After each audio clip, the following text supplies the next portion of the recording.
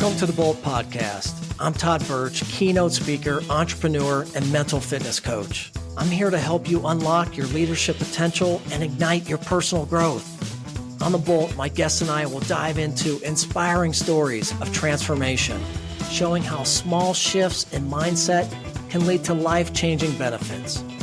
We'll explore strategies for overcoming challenges, building high-performance habits, and leading with confidence. If you're ready to embrace a growth mindset and unlock your full potential, then let's ignite your spark today. Listeners, get ready for a powerful and inspiring conversation on the Bolt. Today's guest, Greta Johnson, brings a wealth of experience in public service, law, and advocacy. Greta has spent the last 8 years serving as Director of Communications, Assistant Chief of Staff, and Public Information Officer for Summit County. Before that, she was a state representative in the Ohio House, where she quickly rose to become the lead Democratic member of the Judiciary Committee. A former prosecutor with more than a decade of legal experience, Greta has been a fierce advocate for victims' rights, criminal justice reform, and equality for all. With multiple degrees from the University of Akron, including a JD and a master's in higher education, Greta continues to use her voice and influence to shape policy and serve the people of Ohio with passion, purpose, and integrity. Greta, welcome to the Bolt Podcast, my friend. Thank you, Todd. That is a very nice complimentary introduction. I appreciate it. Well, yeah, that's short and sweet compared to what you supplied me with. You have quite an impressive background. Thank you. Journey. I still think I'm young, so to hear, that career laid out in front of me, it reminds me that I've been an attorney for a lot longer than I think sometimes. Yeah. It's been a fun journey for you, huh? It has been very, very rewarding. Yeah. I had no idea that I would be obviously sitting here when I graduated from law school over 20 years ago, but I feel like I've had really good opportunities put in my path. So it's been a great experience. Yeah. So do you feel like they were put in your path or you carved your own path? Because you seem like a very determined individual. I would say yes to both of those. I really do subscribe to, there's a little bit of luck in everything. Mm-hmm. And the harder I work, the luckier I get. I really think that is a quote that I have seen in my life. Mm-hmm.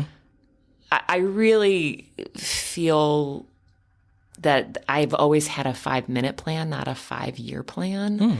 Interesting. I feel really strongly that if you're doing the best you can right in that moment, the opportunities will come.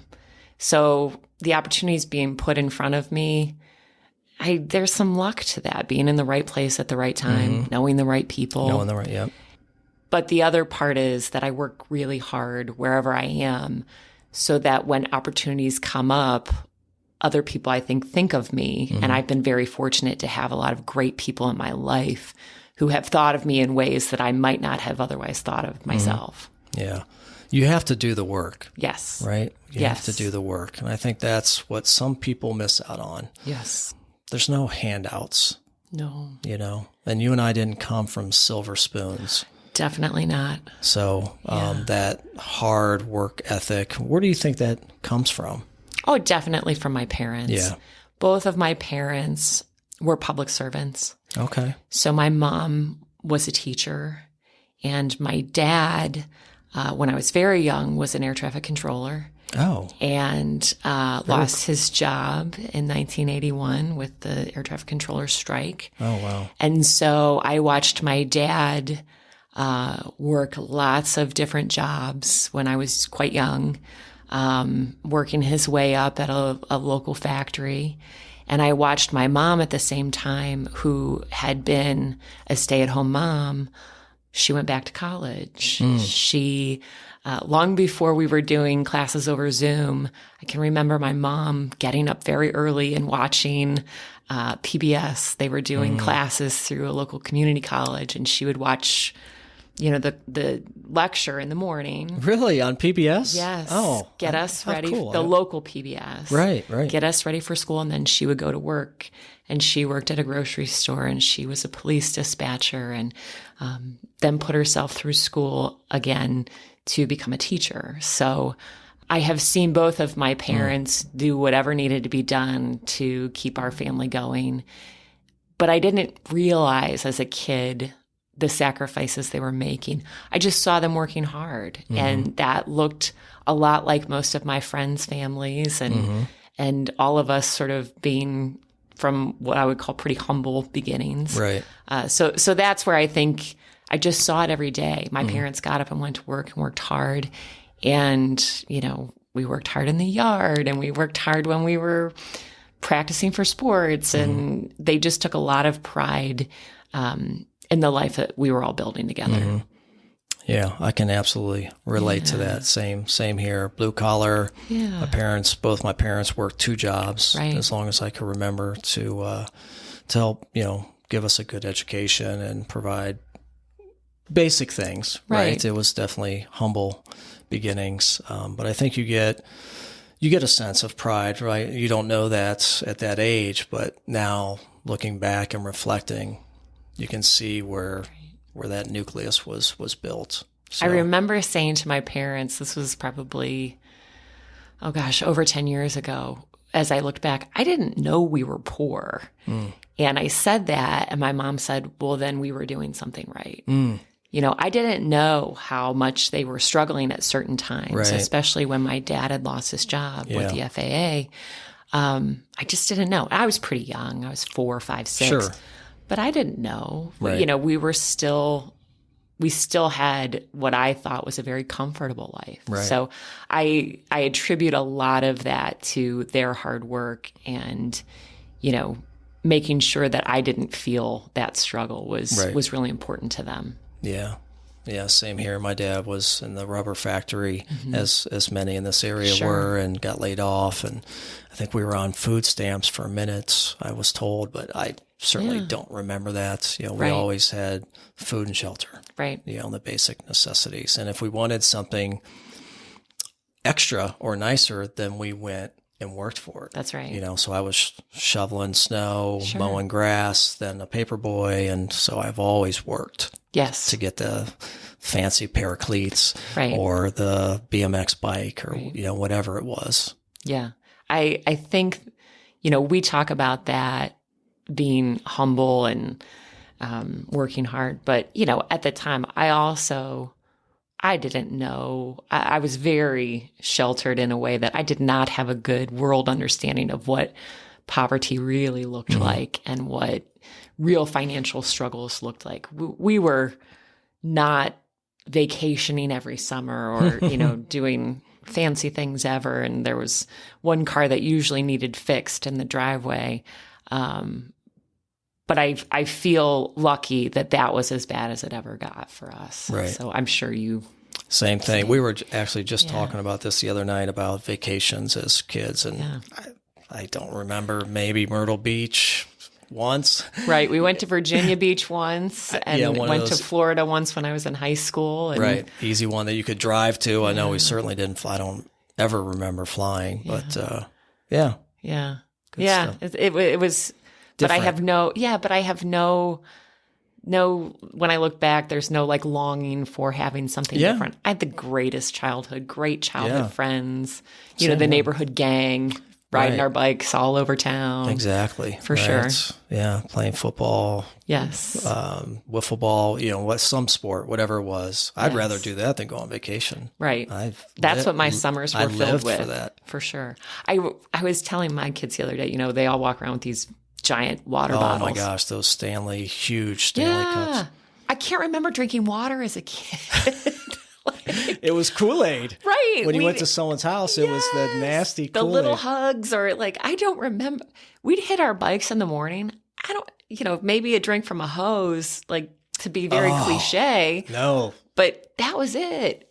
We didn't have these expensive water bottles that they can't go without now. So yeah, if any water, it was from the spigot or the hose, which was nasty. From the hose was nasty. You could smell and taste the difference. But if you were thirsty enough. You did it? Yeah, for sure.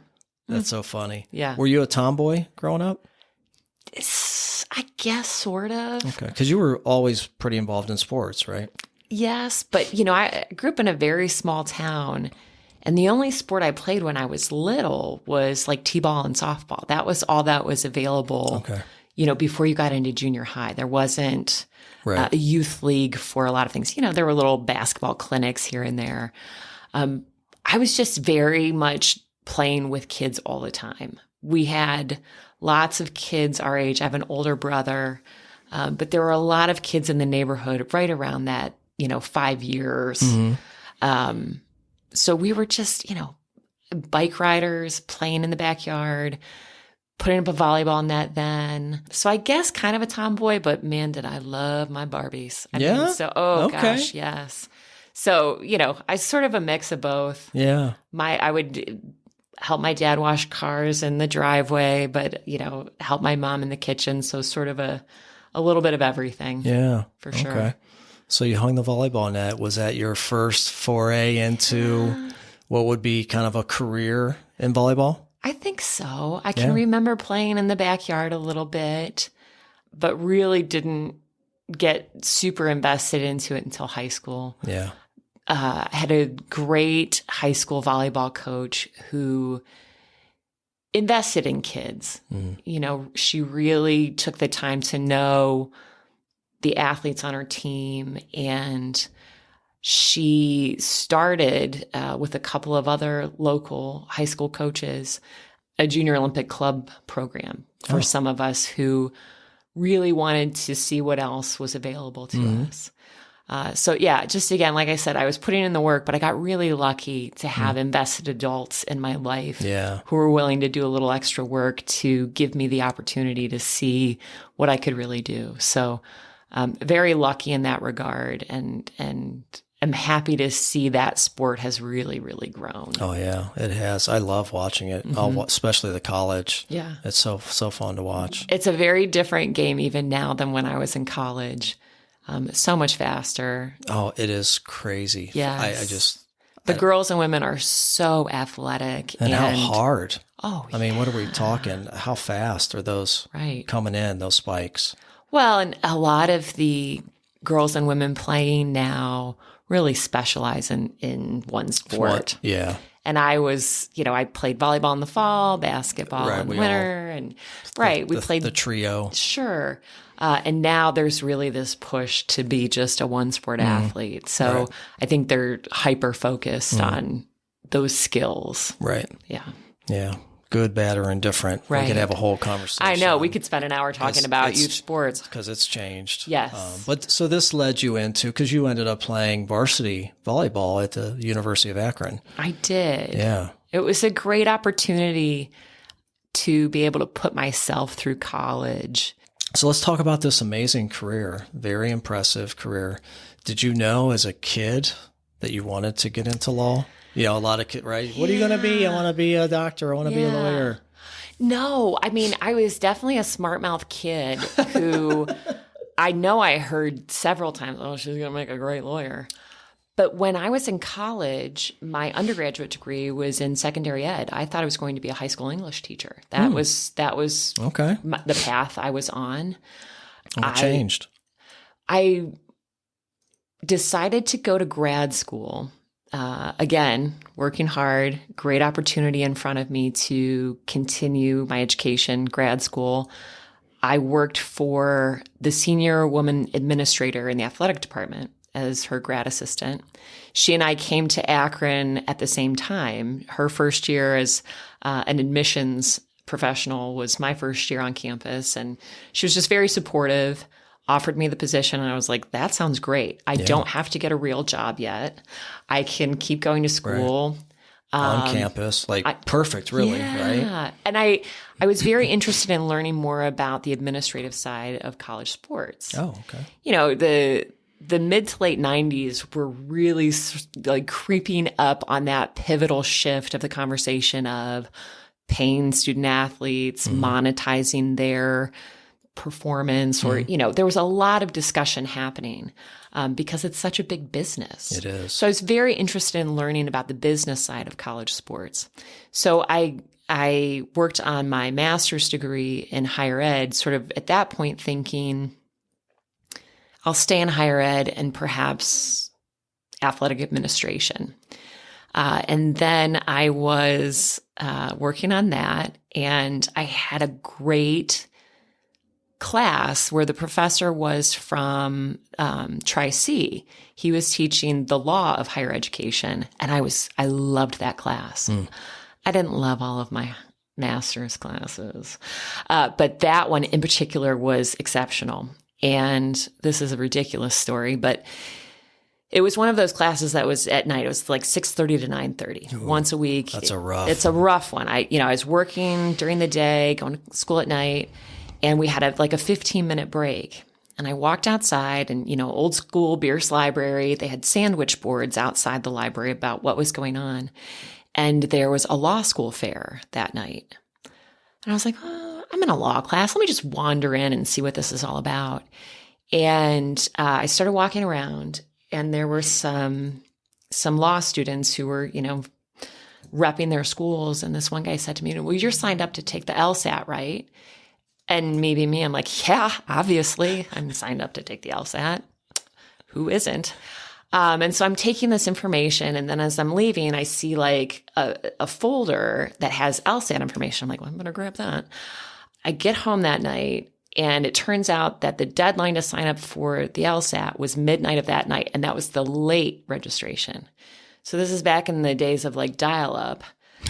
So I'm on my computer, beep, boop, booping, sign up for the LSAT that night at 11:30, did a quick 2-day class locally on how to take the LSAT, took the LSAT 3 weeks later, graduated with my graduate degree on, I think it was Sunday, and started law school on Monday.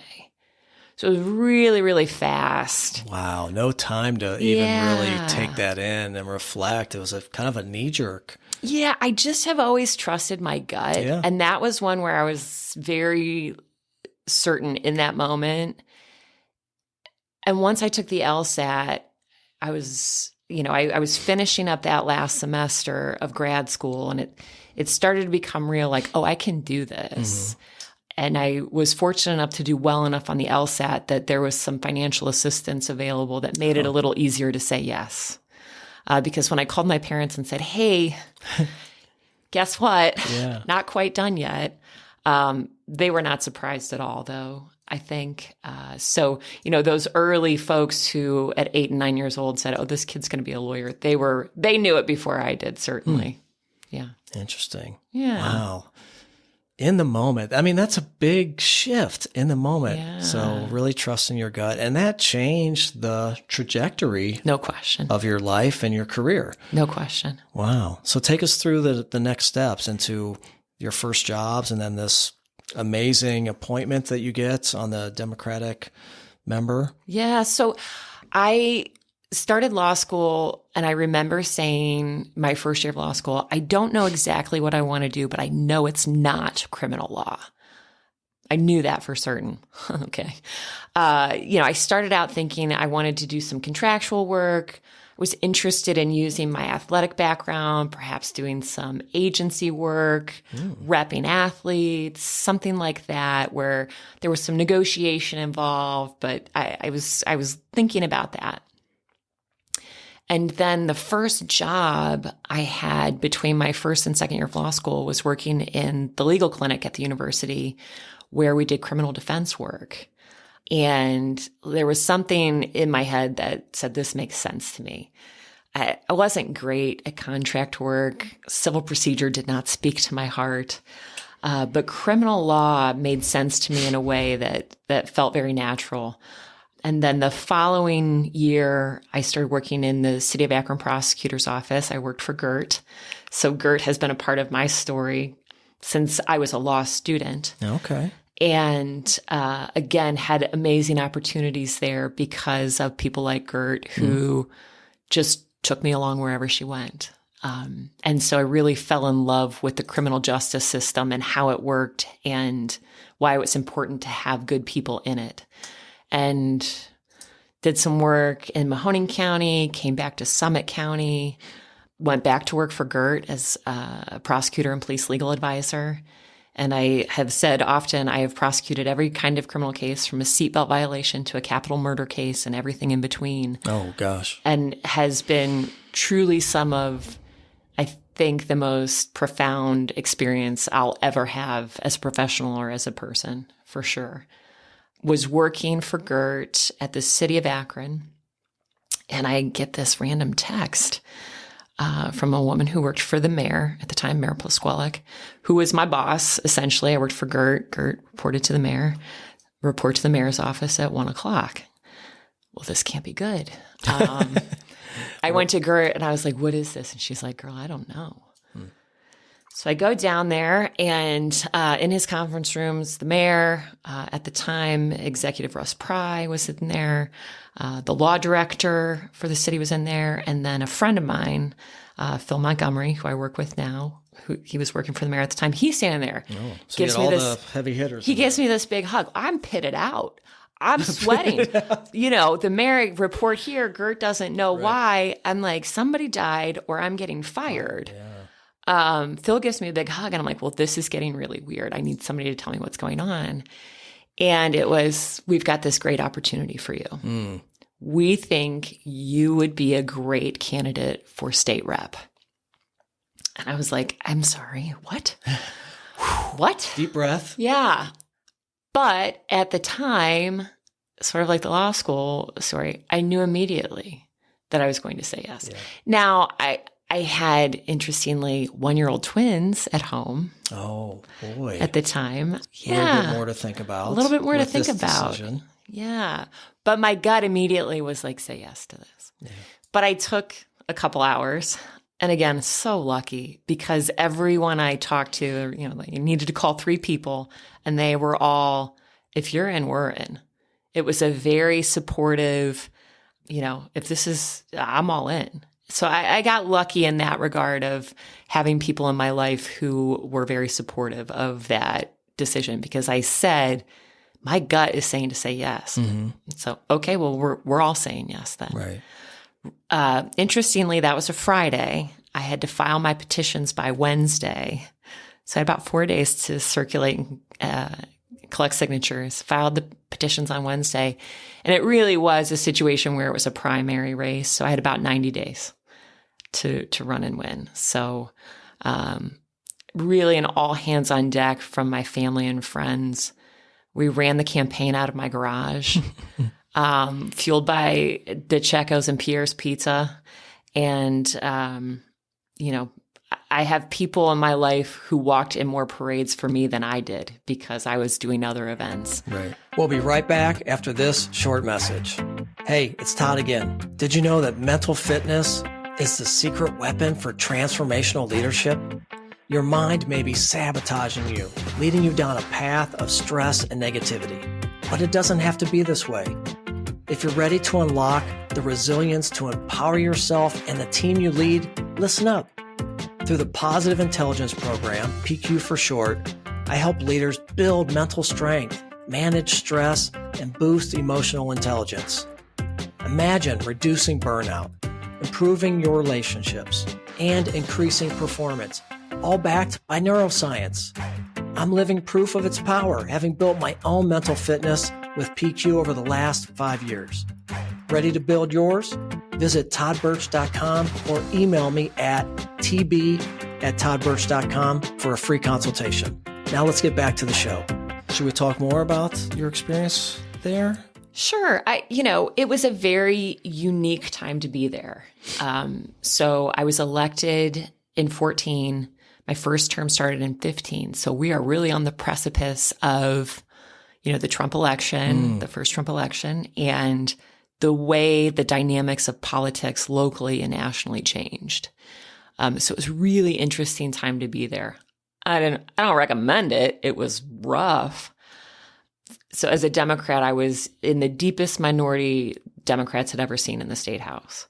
It dipped a little bit even below that. And there's been redistricting since, but really tough to be in the super minority where I don't want to say it didn't matter if we didn't show up, but the majority had control of the House so that they could carry any legislation they wanted. So it really became about readjusting my priorities and sort of my expectations about how am I going to make this meaningful for the people I'm serving. It was no longer about what my agenda was. I went down there thinking, I'm going to change this, and I'm going to introduce this legislation, and I'm going to do all of these things. And I quickly learned it wasn't about me at all. Very specifically because I did not have a lot of power in that structure. So how was I going to be able to amplify their voices, talk about what mattered to the people of the 35th district in a way that made them feel heard, and hopefully, if not accomplishing what they wanted me to do, at least made it known what was on their mind. So, super challenging, but really I learned a ton of valuable lessons down there. I'm like a sort of a team sport mentality. So it was sort of a team sport, but I sort of, sports analogies. It was more like a track team. Everybody was doing their own individual thing, but at the end we were on the same team, we're in the same uniform, trying to get those team wins. But every district so very different, and what I needed to accomplish for my constituency, very different from my colleagues, right? So that was a really unique learning experience. And doing that against the backdrop of a very fast changing national political landscape. And at the time, the Governor Kasich, was running for president. So there was a different lens on the state of Ohio, and what we were doing looked different, I think, than a lot of general assemblies before. I learned a lot about the process. I learned a lot about how government really works, and how it doesn't work. So again, not glamorous or glorious, but very impactful on who I am, both professionally and personally. Yeah. Wow. Sounds like a great experience, which gave you a taste of politics, and then you continued to stay in that. You get this great opportunity to work for the county executive in Summit County. And so now you're doing that. Right. What has that experience been like, and what have been some of the challenges that you faced? I very firmly believe that local government is where the most impact really can be. So I am grateful to the executive for tapping me and saying, how would you like to come back to county government and work on my administration? It's been the most rewarding part of my career. And I felt very good about the work I'd done as a state rep with the limited ability that I had. And I feel incredibly proud of the work I did as a prosecutor and the families I helped and the law enforcement community that I, helped along the way. But the impactful work that the executive has empowered me to do in this position is truly my greatest accomplishment. The way that our county here touches people and connects them with resources and meets people where they're at to get them where they're going. I'm incredibly proud of that. Yeah. Over 500,000 people. Yeah, 540,000 people. It's a lot of people to be responsible for. It is. Yeah. But I said this to our cabinet, it's been a challenge with some of the executive orders coming from the federal government and cuts to critical funding. I looked around the table at the directors and the senior staff that we have, and I truly feel that this community came through the pandemic as good as or better than any other similarly situated community because of the leadership we had at that table. And we've only strengthened that team since then. So I said, we've been in really tough positions before and we have thrived. We are going to do the same thing now. So I am surrounded by incredible professionals who are carrying the work that provides service to all these 540,000 people. Yeah. Yeah. It's good. It's a good team. They're a good team to have when you're a Summit County resident. Yeah. Awesome. So the question begs, would you consider running if our current county executive were to retire, and or if there was a mayoral race that interested you? I'm not talking about mayor. Whew. Put you on the spot. Right. I have the best. Just curious. I think I have the best job ever because the executive is so well respected in this community, and it's her name on the door and it's her name on the sign, and the buck stops with her and she takes that responsibility. But she empowers us to be creative and innovative and do the good work. I'm able to get down into the weeds on some things, and I'm able to delegate on others. So I feel like I am lucky to be in the position I'm in, and I'm here as long as she's here. She keeps winning, I keep working, and everybody's happy. Gotcha. Yeah. She's a great boss in that she's got finance people, she's got economic development people. You know, I sort of do a little bit of everything for her. But she's very communicative. She's, you know, we sometimes tell her, you're in the weeds. You got to get out. You know, I need you to go shake some hands. I need people to see you in the community. Right. Let us worry about the spreadsheets and the details of the contracts. And, but she's very involved and likes to be kept up to speed. Yeah. Yeah. So in all of your experience in your career, was there a moment, or have there been a few moments where you've seen some success where you're like, wow, I'm so proud of what I've done here? Yeah. When I came to work for the executive, the country, Ohio, specifically Summit County, was really in the throes of an opioid crisis. I mean, people were dying every day. Yeah. People still are.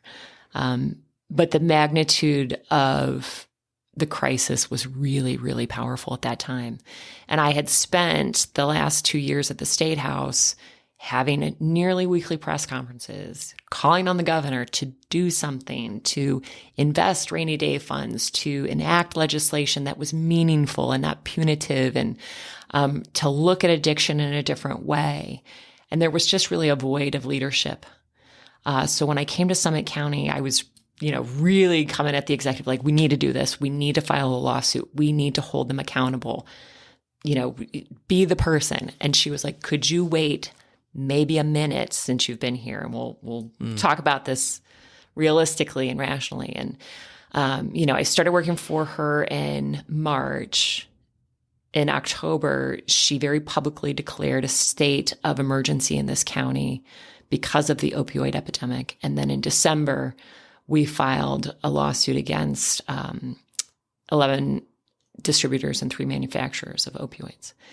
So in December of 2017, we filed the suit, and October 23rd-ish of 2019, we were standing on the courthouse steps of the federal court doing press statements about the largest settlement that had ever been accomplished. Yeah. So, at that moment, sort of the full circle effect was so powerful. Yeah. And I didn't even know at the time what we'd be able to do with that money. But to know that, I had come in, tried to be the voice of the community, because that was the number one concern of the constituents I had when I was in the State House, was the opioid epidemic. But to see that we could get it done at the local level was really gratifying. Now, I say that all acknowledging that the only reason we were having that moment was because of so much profound loss and suffering, and right. It's ongoing. Right. But to know that government worked in that moment felt like a really powerful thing for me. Yeah. Yeah. Yeah. Congratulations. That was a big win, and I was privy to that. In fact, my company, we've been involved. We worked with the ADM board for a lot of years, and then assisted with the Opiate Task Force, Summit County Opiate Task Force website. So I got to learn a lot about Yeah. these challenges and issues. And then actually a couple months ago, do you know Travis Bornstein? Oh, yes. Yes. So he was on the show Yeah. and talking about, what he went through, him and Sure. his wife went through, and then the result of that, Tyler's Redemption's Absolutely. Place, which is absolutely amazing It is place. an amazing place. And we talked a lot about, and like you, he's been a huge advocate for change. Absolutely. And the stigma associated with addiction. So we're making progress, but we certainly have a ways to go. But I think we need to celebrate the wins, because we could get really caught up in everything else. That's awesome that you guys were able to do that. And we're starting to see those funds be dispersed. Yes. And hopefully we'll see more change happen. Absolutely. Right? More positive that's the plan. results. So it's going to take some time. For sure. We've invested $15 million back into the community already, and are about to invest a significant amount with the community foundation, so that it remains a resource into perpetuity for this community. Endowment. Yes. Yeah, which is beautiful. It is. It's a good thing. I know that, like I said, I recognize the cost that was paid for that. Yep. But we can only do better when we know better. And so just trying to move that conversation forward about addiction and stigma, and acknowledging that this was something that was done to us by, big pharma, and how we react to that and how we abate that problem. Having the resources to do that now is a game changer. Yeah, absolutely. So let's talk about leadership. I know you and I have had some conversations about leadership, and obviously you've been in a leadership role for quite some time. What would you say are some of your leadership characteristics? I think probably what I would describe my leadership style, it's intentional. I try to be really intentional about communicating and mentoring and team building. It doesn't happen by accident. I feel like those things that I've just talked about come pretty natural to me. I'm very outgoing. I'm not shy. I'm pretty outspoken.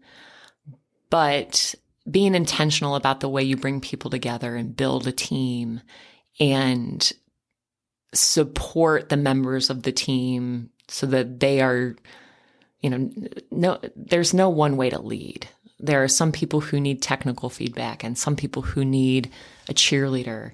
There are some people who need to be left alone, and there are some people who need constant communication. So understanding the way in which you can get the best performance out of those members of the team, I think probably is what I try and focus on, and being really intentional about reaching out to those people in those specific ways. And I think, there's nothing wrong with calling yourself a leader. I believe that I am. I believe I work really hard at it. And I don't shy away from somebody saying, like, as a leader, you and I have talked about that. It's a privilege. It is. And it's one I take really seriously. So I try to be intentional about getting better at it and accepting feedback in ways that, how can I do this better? What's not working? What do you see that I'm not seeing? Those types of conversations. Yeah. Yeah. I absolutely love that. I approach it the same way. In fact, my focus word for this year was intentionality. Nice. Just being able to actually say no more. Yeah. Like you, I'm sure, very resourceful person, huge network, lots of people coming at you, which is great. I love to help people, but sometimes we need to say no, and so that we can really be more intentional on, the things that are, I guess, most important to us and our people. But I love that in terms of being a leader, especially within an organization, because the way that I approach it, and we talk about it in my company here, we look at the love language of each person. We take kind of that love language of the work love language. And that's all about spending time getting to know your people. Right. That's really what it boils down to. And when you do that, you can be more intentional. And that's taking it from, this isn't just a job. You're a human being. You're a person. And I want you to be as happy as you can be, but I also recognize you're probably going through something. And if we can't have that conversation, right, and build that trust, then it is just a job. And I don't know. I don't know what I don't know, but I'm going to assume that everybody's struggling with something just as I am. We all are, right? Yes. So I love that. If your team would describe you in one word, or let's actually take the county executive. Oh, Boise. If she could describe you in one word, what would she say, you think? I would hope that she would say loyal. Okay. I do my very best to approach situations in a way that she will be proud of, and that she would, if she were standing there doing it herself, she would be good with those decisions. Yeah.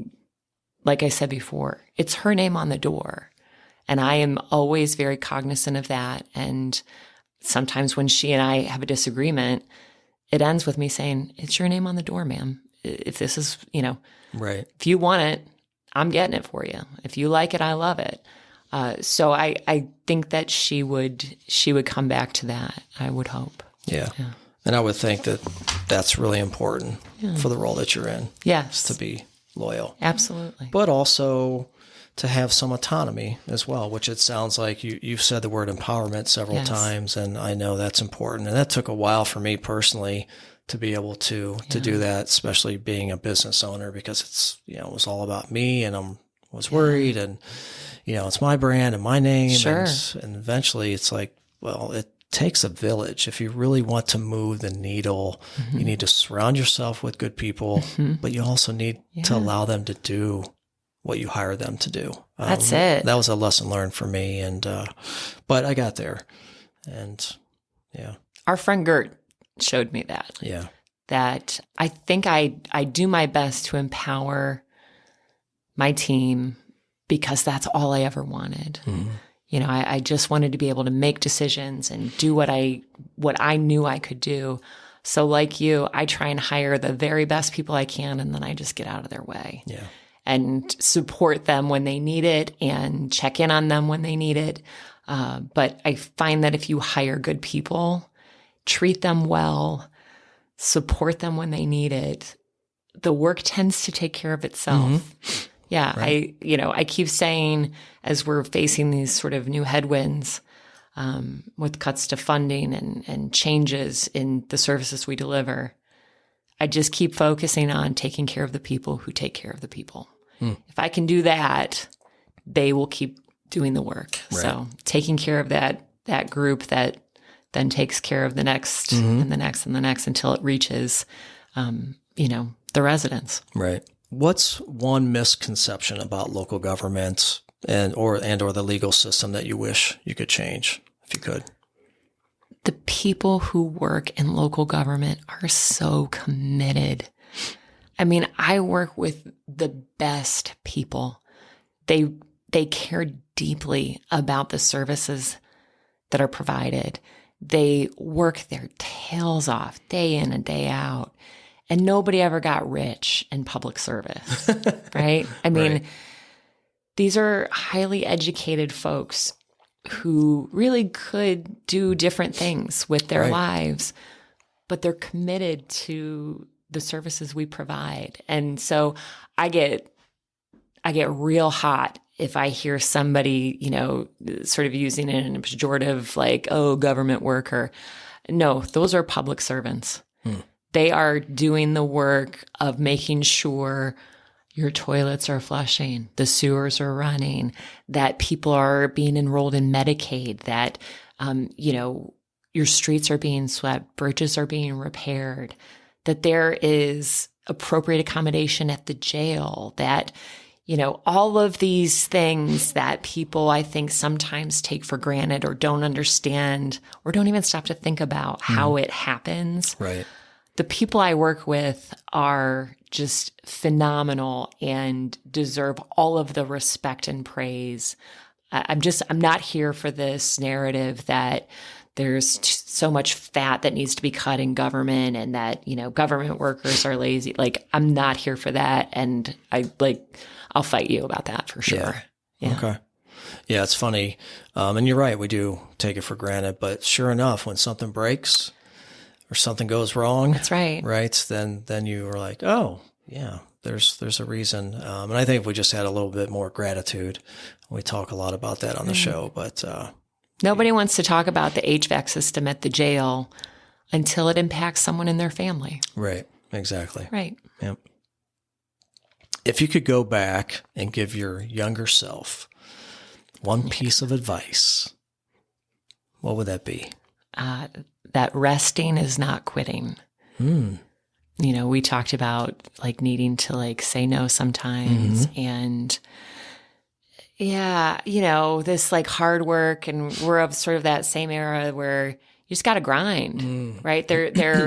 There's this sort of nobility in never taking vacation or coming to work sick and gutting it out. And I have paid the price of that. And I would go back and say to myself, the only strength doesn't have to come from suffering.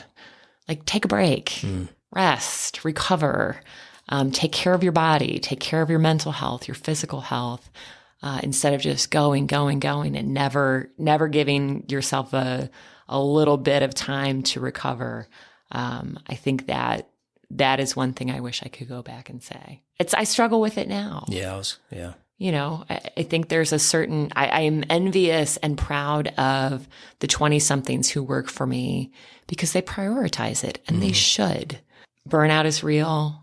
Your physical health can never be, overvalued. So I'm trying to take a cue from them and prioritizing health first, and making sure that I take a break when I need to. It's hard. And when you're raising kids, what do we do on the weekends? Well, I go to volleyball and lacrosse tournaments, but I'm lucky to have people who make it fun, and my kids are great. But resting is not quitting. And that's something I'm still trying to work on. Yeah. Amen, sister. I hear you on that. Because, cut from the same cloth, burning the candle on both ends. And I will tell you, when you get into your 50s, which I'm in, you cannot do that any longer. Right. And you quickly realize that the work that you're producing later in the day is not good quality work. And it's like, okay, should I continue working just to check off a box and to feel good about myself? Or should I limit the amount of time I spend, be more intentional, and focus on the quality? So for me, it's about working smarter, not necessarily harder. Right. And not getting caught up in that blue collar grind that I was so proud of, and you're right. We'd wear that on our lapels. And it's interesting to me that we have the younger generation that we're taking nods from. And I think COVID brought a lot of this to light. Absolutely. So if there was anything that positive that came out of that, that's certainly one of it, and mental health awareness. But, well, this is great segue. Like, so what do you do? What does Greta do for self-care? What do you do to take care of yourself? What are some rituals or habits? Because you're a busy woman. You're a single mom raising two teenage girls and in a very high-profile role. So how do you do all of that, but also take care of you? Again, lucky.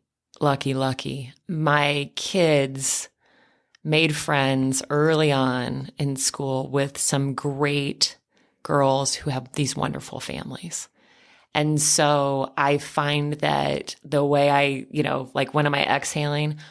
When I'm sitting with who are my dear friends now, our kids are playing or goofing off together or playing sports together, or they're in the pool together, and we're sitting and, we're talking about what it means when you're a working parent and you're trying to juggle 5 different things. And just sort of that camaraderie that comes from a shared experience. So for me, being able to like decompress with other parents who are going through these crazy teenage times of managing emotions and schedules and academics, I'm really lucky to have that. But I'm also really lucky to have just an incredible group of friends who check in on me, and we can have breakfast or lunch, or again, just having built a really good group of people around me has, I feel like, saved me every time. Yeah. We need to get off our island. We need to have the friend group or thinking group. Yes. It's important. Who's a leader that you admire? We'll do some lightning round. Quick question. It's funny. I was thinking about that. I could give you 50 right now. Yeah. But there is a woman we don't work directly together, but we're in a lot of meetings together.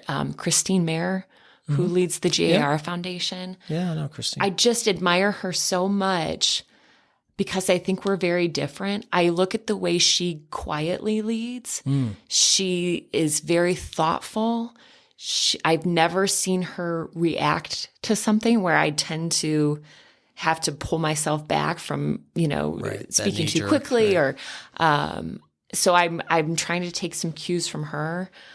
During the pandemic, the administrative judge at the time, Judge Jones, I saw her being very deliberative and thoughtful about it. And so those two women, I feel like I'm looking at, and I've been able to see what I'd like to be more of, which is a little bit less immediately react, a little bit more, let me sleep on this. And so I've really tried to work on that in the last few years, where I might have immediately popped off. I'm trying to sleep on it. And if I still feel like popping off the next day, it's probably okay to pop off. More than half the time, it's not worth it. The other part is I'm like you, finding that at the end of the day, if it's making me really upset, am I tired? Am I hungry? Am I overstimulated? What is this problem going to look like tomorrow? And would I address it differently? Personnel matters. I also feel very strongly that if you don't look at everything like an emergency, which I tend to do sometimes, you just get a better result. Like, nobody is elbow deep in anybody's chest on the 8th floor of the Ohio building. There are very few things that are true emergencies. Right. So trying to take a deep breath, because, during the pandemic, everything felt like an emergency. And so I was trying to be really proactive, and my form of leadership, I think, was good at the time. Somebody needed to say something. Right. But now I'm trying to be a little bit more thoughtful and deliberative. And the executive is an excellent role model of that. Yeah. She does not have knee-jerk reactions. Yeah. Very thoughtful.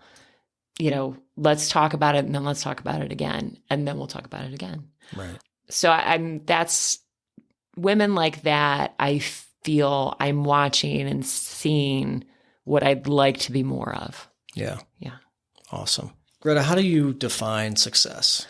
If somebody were to give your eulogy at the end of the road, what would you hope that they would say?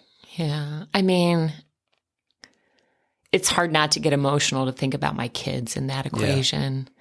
To have healthy, happy children who grow into healthy, happy adults is really what I'm most concerned about right now. And, they're 13, so happy is fleeting.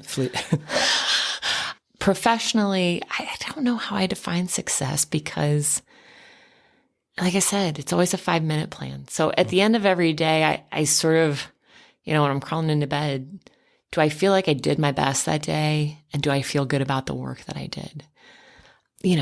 I've waited tables. I've, cleaned restaurants. I've had weird, odd jobs, but I always felt successful, air quotes, at the end of the day, because I felt like I was contributing to something. Right. So, I mean, I guess as I'm talking about it, do I feel like I contributed in a meaningful way that day? I won a lot of criminal trials. I was successful in passing legislation at a time when Democrats were not. Right. So success, yeah, but I felt like I contributed to the greater good in some way. So I guess that's it at the end of each day. Yeah. Living a life of purpose and meaning. Yes. I like that. Sounds much more eloquent. Yeah, for sure. But yeah, that's the same for me. It's not money, toys, things. winning awards or all these accolades. It's more about, am I just happy? Right. That's my reflection point at the end of every day. Am I happy doing what I'm doing? And am I making a change? Right. Am I making a change? And that's why I shifted to or transitioned into this kind of new career of mine, is to be a coach in the mental fitness space and to be a keynote speaker, inspirational, motivational, and this show to inspire and motivate people to become their best selves. And that's what I'm trying to do, is just be 1% better every day. And that feels good, right? To be able to contribute in a small way, to have some legacy that at least I cared and I tried. Sure. I think you're well on your way. Yeah, we're all just trying to do a little bit of something. People are, generally speaking, everybody's doing the best they can. Yeah, I do believe that. And I believe there's good in every person, and that's, I think, if you can lead with empathy and make that assumption that people are, struggling to some degree, then you can start to kind of put yourself in their shoes, and if we do that, I think we're a hell of a lot better off. So certainly. Greta, this has been great. I love it. Went so fast chatting with you. Yes. So just proud and impressed of everything you've accomplished. Well, thank you. And what I'm really excited just to see what you're going to do next. So we're very fortunate to have you here locally to be a part of our community and thank you for that. Fighting for us and our people in Summit County. If there was one thing that you could leave our listeners, our young leaders or our seasoned leaders, what would that be? To the young ones, trust your gut. Always. Always, always, always listen to that internal voice. It should be your guide. Let that be your lighthouse always. And for the established leaders, continue to collaborate. Do not go into a silo when things are starting to feel a little more overwhelming and we're all facing different headwinds than we have in the last several years. Just continue to be the collaborative, natured people that you are. Awesome. Yeah. Thank you so much. This was great. Thank you. Thank you for joining us on this episode of the Bolt Podcast. I appreciate you spending some time with us today, and it's been a pleasure being part of your journey toward growth, transformation, and leadership. If you enjoyed today's episode, please like, share, and leave a review. It truly helps us reach more people like you. Interested in taking your leadership to the next level? Visit toddbirch.com to learn more about my keynote speaking, corporate training programs, and my positive intelligence coaching. Look, I'm here to help you build the mental resilience and leadership skills that drive lasting change. And remember, progress comes from small, consistent steps. Keep moving forward, my friends. And before we wrap, a quick reminder, the information shared on the Bolt Podcast, along with anything from toddbirch.com or my social media channels, is for informational and educational purposes only.